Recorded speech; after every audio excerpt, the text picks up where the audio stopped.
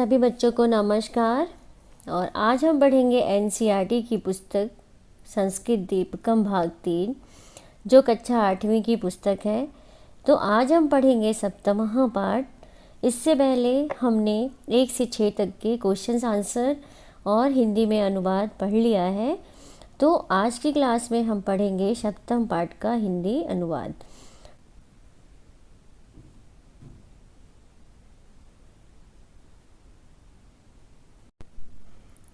तो आइए हम शब्दार्थ देखते हैं।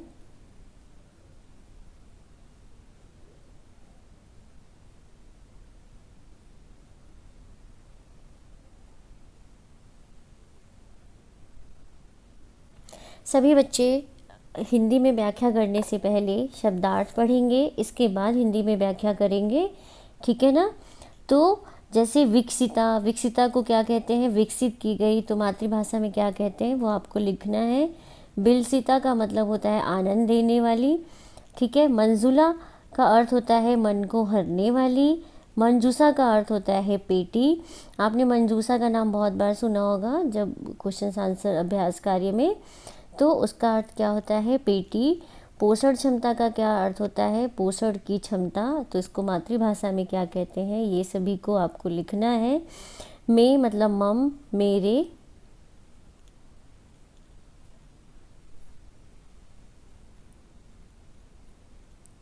इसके बाद है अतीता, यानी अतिक्रांता, पार हो। वृंदा नाम का मतलब होता है समूहों की, ऑफ ग्रुप्स, ठीक है। इसको मातृभाषा में क्या बोलेंगे ये सभी आपको करना है। नवम, नूतनम यानी नई, न्यू, ठीक है। तो मातृभाषा में क्या कहते हैं इसको आपको लिखना है। वचनातीता, इसकी संधि विच्छेद करेंगे तो वचन प्लस अतीता हो जाएगा। तो इसका मतलब होता है कि बाड़ी से परे, ठीक है। भूयिष्ठा नाम का मतलब होता है अधिकांश।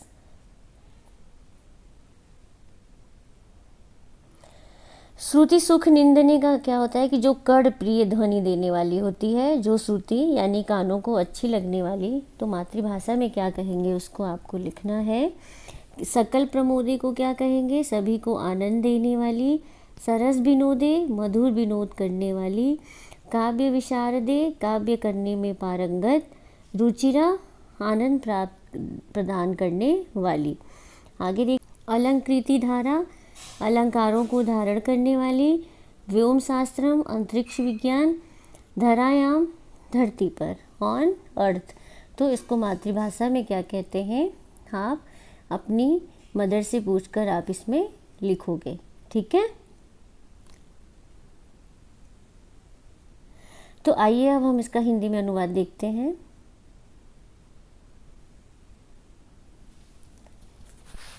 सभी बच्चे शब्दार्थ अच्छे से पढ़ लेंगे। तो आइए हम शुरू करते हैं।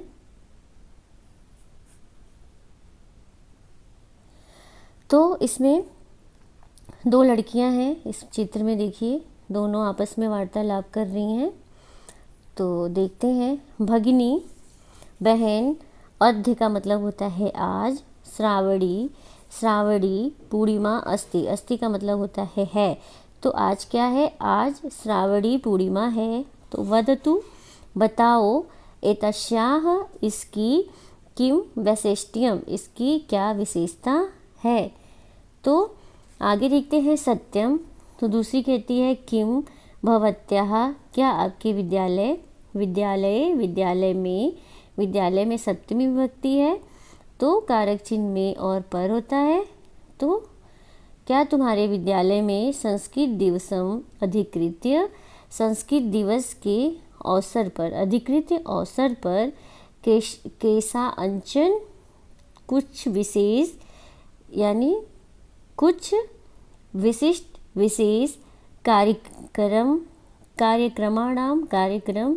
योजना कृता, योजना कृता यानी बनाई गई है।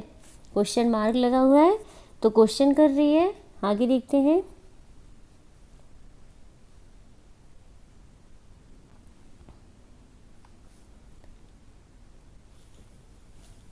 अहम जानामि, मैं जानती हूँ। अद्य, आज।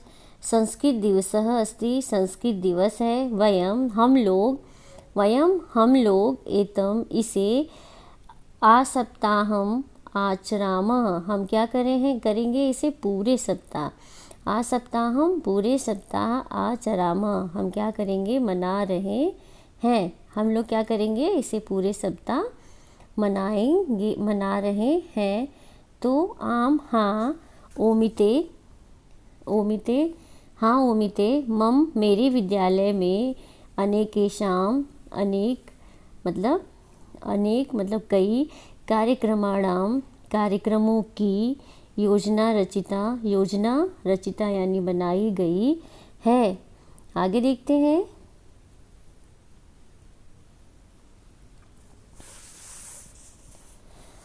कहती है कि अहो एवं अरे ऐसा है, किम तत्र भवती भागम ग्रहीष्यति, तो क्या तत्र वहाँ तुम क्या करोगी, भाग ग्रहीष्यति भाग लोगी। तो कहती है आम ओमिते, कह रही है हाँ ओमिते, अहम मैं तो गीत गायन प्रतियोगितायाम भागम ग्रहीष्यामि, तो मैं क्या करूँगी गीत गायन की प्रतियोगिता में भाग लूँगी। ग्रहीष्यामि लूँगी, तो जो ये ग्रहीष्यामि है वो लिट लकार वाली क्रिया है, तो क्या करूँगी मैं गीत गायन प्रतियोगिता में भाग लूँगी। तो भगिनी बहन, तत्र वहाँ, भवती तुम, किम गीतम गास्यति तुम कौन सा गीत गाओगी। यहाँ पे भी देखिए क्वेश्चन मार्क लगा हुआ है, तो प्रश्न कर रही है कि तुम वहाँ पर कौन सा गीत गाओगी। कृपया मामपि श्रावयतु, कृपया मुझे भी सुनाओ। आगे देखते हैं। तो कहती है भगिनी अहमपि, कह रही है कि बहन मैं भी, आगंतुम मैं भी, अहमपि अहम का मतलब होता है मैं, अपि का मतलब होता है भी, मैं भी आना इच्छामि आना चाहती हूँ। तो कहती है अवश्य अहम मैं, भवत्याः तुम्हारे कृते लिए, अधुना एव अभी ही, निमंत्रण पत्रम यक्षामि निमंत्रण पत्र दे रही हूँ, देती हूँ या दे रही हूँ। तो मैं आज ही क्या कर रही हूँ, तुम्हें आज ही निमंत्रण पत्र दे रही हूँ। तो अस्तु ठीक है, अहम गायामि गाती हूँ, भवती तुम क्या करो अनुगायतु भवतु अनुगायतु तुम क्या करो मेरे साथ गाओ। तो आइए हम भी इसका गायन करते हैं। तो पहला श्लोक है, मुनिवर विकसित कविवर विलासित, मंजुल मंजुषा सुंदर सुरभाषा, ऐ मातस्तव पोषण क्षमता, मम वचना अतीता सुंदर सुरभाषा। ठीक है, तो आइए हम इसका हिंदी में व्याख्या देखते हैं। मुनिवर मुनियों का क्या करती है, विकसित विकास करने वाली, और कवि वर विलासित और विलासित आनंद देने वाली, कवियों को आनंद देने वाली। ये किसकी विशेषता की बता रहे हैं, संस्कृत की विशेषता यहाँ पर बता रहे हैं कि जो मुनियों की विकास करने वाली होती है और कवियों को आनंद देने वाली, और मंजुल मंजुषा और मन को हरने वाली। मंजुषा का अर्थ होता है पेटी, तो मंजुषा का क्या अर्थ होता है, पेटी, तो यानी मन को हरने वाली पेटी, सुंदर देवताओं सुर देवताओं की भाषा है। कौन, संस्कृत। हई मातस्तव, कह रहे कि यह माता क्या है, तव तुम्हारी, पोषण क्षमता तुम्हारे द्वारा पोषण की क्षमता है, मम वचनातीता मेरे वचनों से परे है, यानी हम इसका वर्णन नहीं कर सकते हैं, जो सुंदर और देवताओं की भाषा है, यानी संस्कृत। ठीक है, तो पदच्छेद है, जब हम किसी भी श्लोक के पद को अलग अलग करके लिखते हैं तो मुनिवर विकसित यानी मुनियों की विकास करने वाली, कविवर विलासित और कवियों को आनंद देने वाली, मंजुल मंजूसा जो मन को हरने वाली पेटी है, सुंदर सुर भाषा और जो देवताओं की सुंदर भाषा है। ऐ माता, कह रहे अरे माता, तब तुम्हारे द्वारा क्या करती है, पोषण क्षमता, जो पोषण की क्षमता है, मम वचना अतीता, मेरे वचनों से परे है, यानी मैं इसका वर्णन नहीं कर सकता, जो सुंदर और देवताओं की भाषा है, यानी संस्कृत भाषा। ठीक है, अब अन्वय है। अन्वय हम किसे कहते हैं कि जब हम किसी श्लोक को सही क्रम में लगाते हैं तो उसे हम क्या कहते हैं, अन्वय कहते हैं। तो ये देखिए श्लोक को सही क्रम में लगाए हैं यहाँ पर। तो तुम किसके लिए आया है, संस्कृत भाषा क्या है, मुनिवर विकसित, जो मुनियों के द्वारा विकसित है, और कविवर विलासित और जो कवियों को आनंद देने वाली, मंजुल मंजूसा जो मन को हरने वाली, सुंदर पेटी, सुंदर सुर भाषा, तुम क्या हो, देवताओं की भाषा हो, असी हो। ऐ माता, हे माता, अरे माता, तो तुम्हारे द्वारा क्या है, पोषण क्षमता, जो पोषण की क्षमता है, मम वचनातीतः अस्ति, मेरे वचनों से परे है, जिसका मैं वर्णन नहीं कर सकता, वचनातीता, जिसका मैं कोई वर्णन नहीं कर सकते हैं। तो आइए हम इसका भावार्थ के साथ हिंदी में व्याख्या देखते हैं, भाव के साथ इसका अर्थ क्या है। तो संस्कृत भाषा अतीव सुंदर भाषा, संस्कृत भाषा अत्यंत सुंदर भाषा और देव भाषा रूपेण, और देव भाषा के साथ रूपेण, देव भाषा के रूप में परिचिता अस्ति, जानी जाती है, परिचिता जानी जाती है, अस्ति का मतलब होता है। मुनियः, मुनियों ने, यहाँ पे मुनियों ने, मुनियः जो है बहुवचन है, प्रथमा का बहुवचन, प्रथमा विभक्ति, जिसका कारक चिन्ह होता है ने। तो अस्याः, इस संस्कृत भाषा का विकास कृतवन्तः किया है। एषा भाषा, अब ये भाषा क्या है, स्त्रीलिंग है, तो इसीलिए यहाँ पर एषः लगा है। ठीक है, अगर यहाँ पे पुल्लिंग शब्द होता तो यहाँ पर एषः लगता। तो एषः भाषा, यह भाषा, भूयिष्ठानाम अधिकांश भारतीय भाषाओं की, तथा और विश्वस्य बहुनाम भाषाणाम च जननी भाषा, और विश्व की बहु भाषाओं की जननी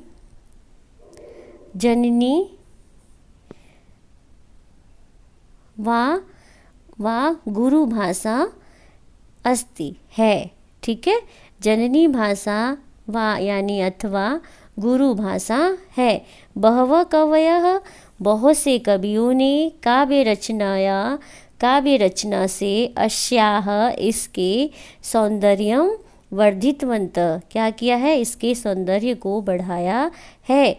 कोमल पदावली से परिपूर्ण यानी भरा हुआ, एषा यह, ज्ञान पेटिका अस्ति, ज्ञान की पेटी है। संस्कृत भाषा स्वपदावली भी, संस्कृत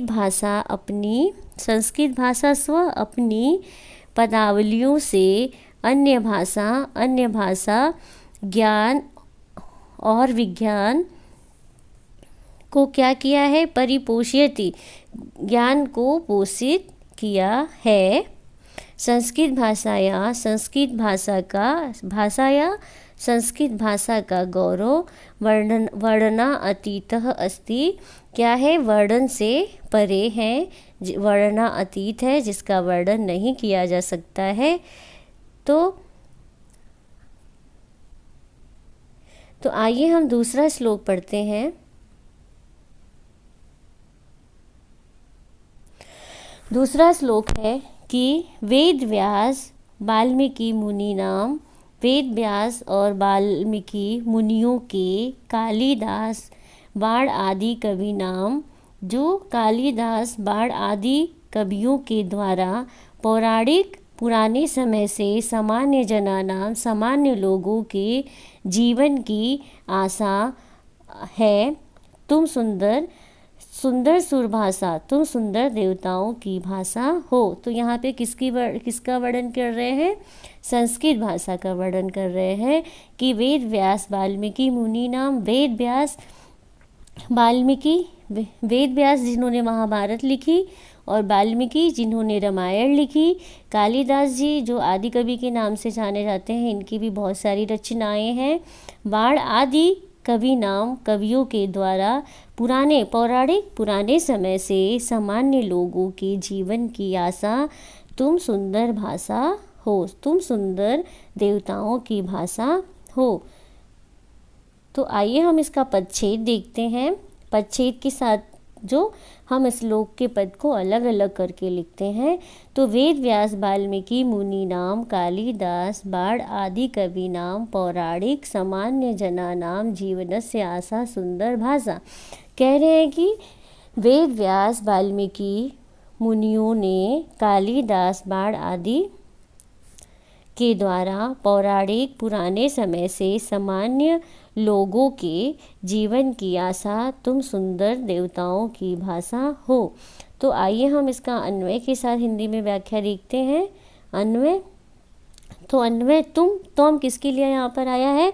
संस्कृत के लिए आया है। तो तुम वेद व्यास वाल्मीकि मुनि नाम, तुम वेद व्यास वाल्मीकि मुनियों के, कालिदास बाढ़ आदि कवि नाम, कालिदास बाढ़ आदि कवियों के, पौराणिक जो पौराणिक हैं, सामान्य जनाना जो सामान्य लोगों के जीवन की आशा असी हो। तुम सुंदर सुरभाषा असी, तो तुम कौन हो? सुंदर देवताओं की भाषा। असी का मतलब होता है हो। ठीक है, तो आइए हम इसका भाव के साथ हिंदी में व्याख्या देखते हैं। भावार्थ, संस्कृत भाषा अतीव रमणीय भाषा अस्ति। संस्कृत भाषा जो है वो अत्यधिक रमणीय भाषा अस्ति है। वाल्मीकि वेद व्यास इत्यादि मुनियों ने रामायण महाभारत पुराण आदि नाम ग्रंथान रचिवंत। मुनियः आदि ने रामायण महाभारत पुराण आदि ग्रंथों की रचना की, यानी ग्रंथों को रचा। कालिदास बाढ़ भट्ट प्रभृत्यः, कालिदास बाढ़ आदि विशिष्टाः कवयः, विशिष्ट कवियों ने अपि भी उपादेयानि उपयोगी काव्यानि कवियों की रचिवंतः रचना की। प्राचीन काल से शुरू कर इदानी अब तक सामान्य लोगों का जीवन संस्कृत भाषा या संस्कृत भाषा से रचित काव्य है, काव्यों से। यहाँ पे काव्य में कौन सी विभक्ति लगी है? तृतीया की बहुवचन, तृतीया विभक्ति का बहुवचन है। ठीक है, तो काव्यों से प्रभावितम अस्ति, प्रभावित हैं। संस्कृत भाषा बहुनाम, संस्कृत भाषा बहुतों के लक्ष्यों को प्राप्त कराने वाली है। अतः इसलिए संस्कृत भाषा सुंदर भाषा अस्ति, सुंदर भाषा है। तो आइए हम तीसरा श्लोक देखते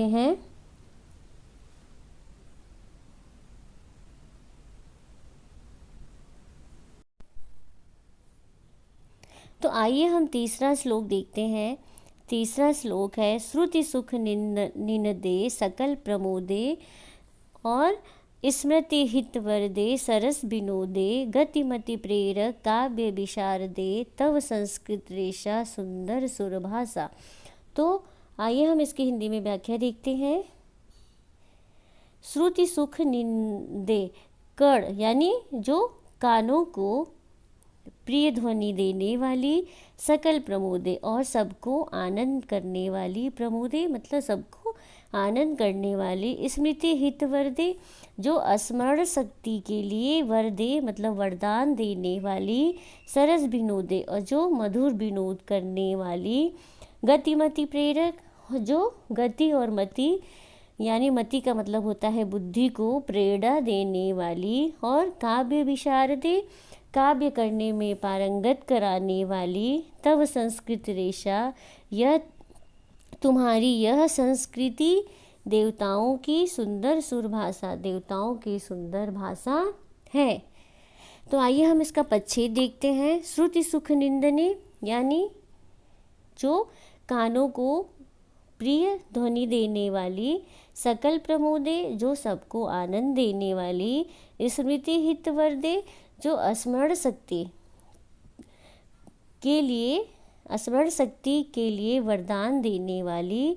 सरस विनोदे, जो मधुर विनोद करने वाली यानी खुशी देने वाली। गतिमति प्रेरक, और जो गति और बुद्धि को प्रेरित करने वाली। और काव्य विशारदे, जो काव्य करने में पारंगत करने वाली। तव तुम्हारी संस्कृति, यह संस्कृति ऐसा, यह संस्कृति क्या है? सुंदर सुर भाषा, देवताओं की सुंदर भाषा है। तो आइए हम इसका अन्वय के साथ हिंदी में अनुवाद देखते हैं।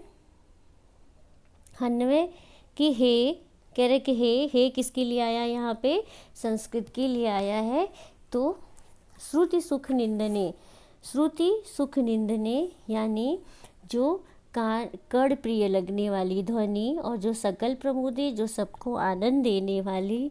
स्मृति हित वरदे, और स्मृति यानी स्मरण शक्ति के लिए वरदान देने वाली। सरस विनोदे, और मधुर विनोद करने वाली। गतिमति प्रेरक, और जो गति और बुद्धि को प्रेरित करती है। काव्य विशारदे, और जो काव्य करने में पारंगत करने वाली। तव ऐसा संस्कृति, यह तुम्हारी संस्कृति है। तुम सुंदर सुर भाषा असी, और तुम क्या हो? संस्कृत को कह रहे हैं कि तुम सुंदर देवताओं की भाषा असी का मतलब हो। तो आइए हम भावार्थ देखते हैं। भावार्थ के साथ हिंदी में व्याख्या। तो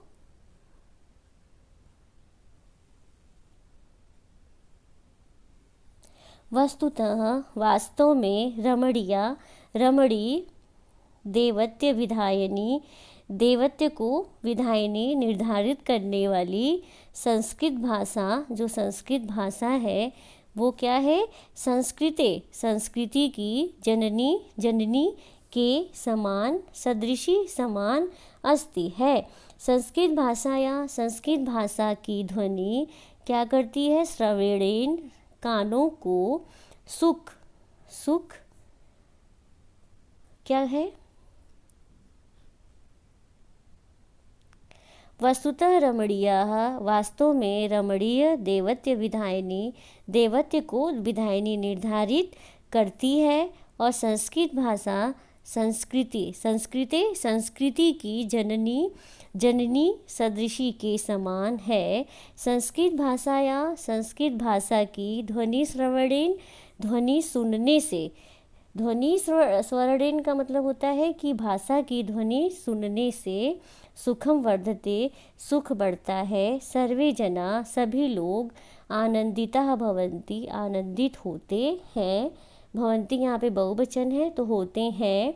संस्कृत भाषा वर रूपेण, वरदान रूप से क्या है? संस्कार जन्यम ज्ञानम प्रयच्छति, संस्कार देने वाला ज्ञान देती है। ज्ञानम संस्कार जन्यम, संस्कार के समान ज्ञान देने वाली है। सरसम विनोद भावम च प्रकाशयति, सरस और विनोद भाव को प्रकाशित करती है। मानव जीवन से उत्तमा गति बुद्धि च प्रददाति, उत्तम गति और बुद्धि क्या करती है? देती है। और काव्य शास्त्र परिपूर्णा, और काव्य शास्त्र से परिपूर्ण। संस्कृत भाषा अस्माकम, संस्कृत भाषा हमारी। संस्कृति की रक्षा च प्रसारयति, संस्कृत की रक्षा और प्रसार करती है। तो आइए हम चौथा श्लोक देखते हैं। है नौ रस रुचिरा अलंकृति धारा, वेद विषय वेदांत विचारा, वैद्य व्योम शास्त्रा आदि विहारा, विजयते धारायाम सुंदर सुरभाषा।